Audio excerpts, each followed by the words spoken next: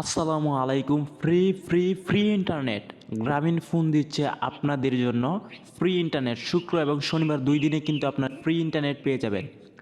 9 এবং 10 আগস্ট শুধুমাত্র free internet Bangladesh একমাত্র গ্রামীণ সিম অপারেটর দিচ্ছে সারা বাংলাদেশের মানুষকে 2 দিনের জন্য ফ্রি ইন্টারনেট। তার জন্য কোনো রিচার্জ লাগবে না, কোনো কিছুই লাগবে না। আপনার শুধু সিম থাকলেই হবে, আপনিও কিন্তু চালাতে পারবেন সারাদিন।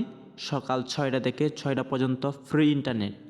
এটার জন্য কোনো রিচার্জের প্রয়োজন নেই। আপনারা সারা বাংলাদেশের মানুষ উন্মুক্ত এটা আপনারা চালাতে পারবেন।